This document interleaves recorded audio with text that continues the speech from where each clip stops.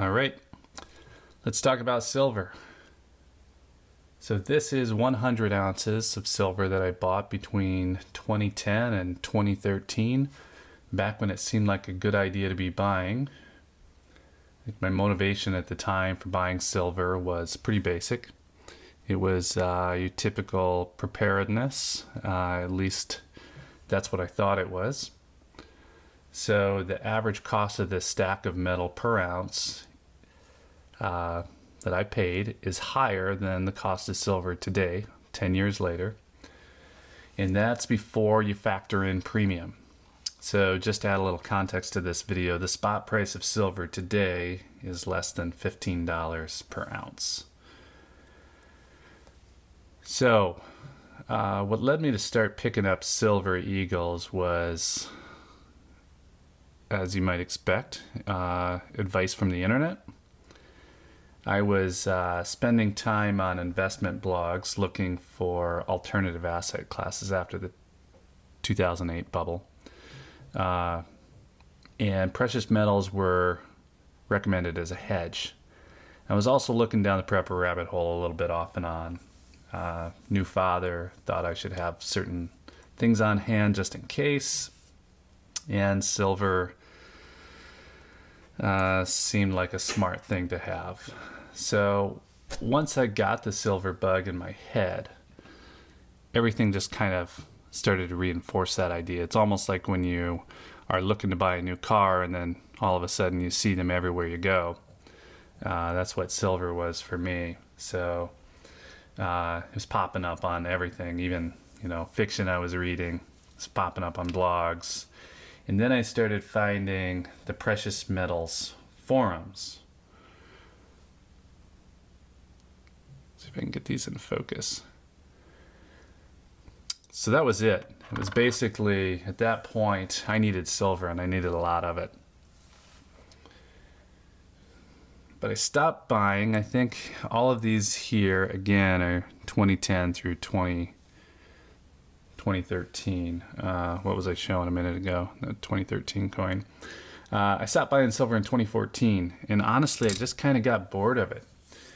The funny thing I think about human brains is that we want things that are in demand, and it was more exciting for me to be buying silver on the upswing than it was on the fall and or the downswing. So eventually I just kind of got bored with it. I also stopped viewing it as anything more than a commodity. So real life wasn't backing up anything that people were saying. Spot price wasn't increasing over time. It was just spikes. It wasn't long before it was in a extended valley. And it didn't seem to have any real value in emergencies, unlike it does in that fiction that I mentioned. So those post-apocalyptic books, you needed to have all kinds of it. It just didn't really make sense. And then on top of all of that, this being 100 ounces, and anyone who has silver and knows what I'm talking about, it just takes up a lot of space. So $10,000 was about 500 ounces of metal. And that is more than 31 pounds of this stuff.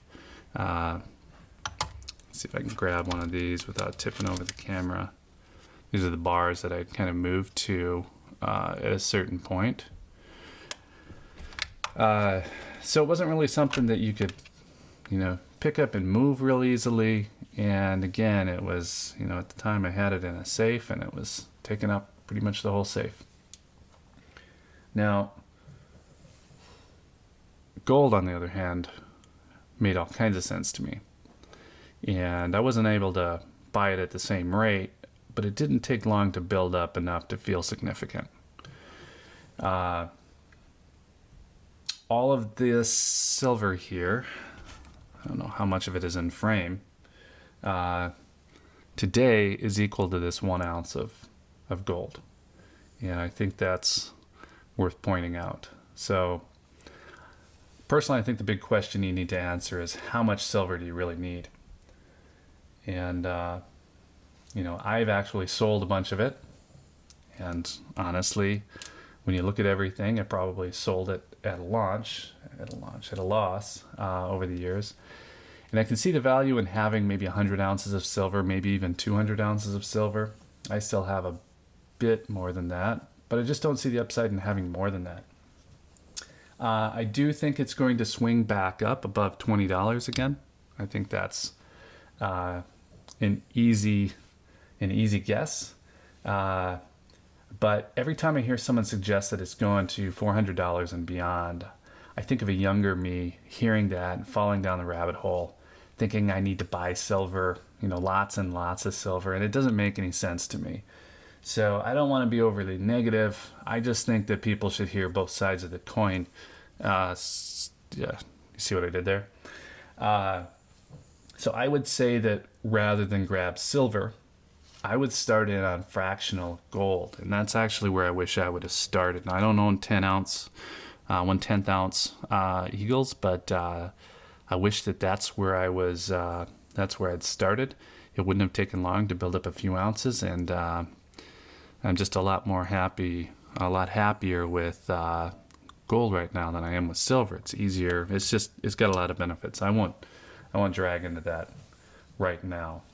So I've been saying this the last couple of videos. I was just going to mention silver and kind of what I was thinking. That's what I'm doing. I didn't want to be overly negative.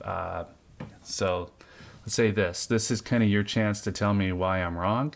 And while we're all avoiding actual crowds these days, maybe we can hang out in the comments here. While you're at it, please subscribe. Resist the urge to thumbs down me. I know a lot of you like silver, and I'm not saying I hate it. I just I think that after a certain point, it doesn't make sense anymore. So tell me why I'm wrong. That's certainly a possibility. I'm out of the silver game, but I'm interested to hear what you're up to. So again, let me know in the comments. As always, thanks for watching.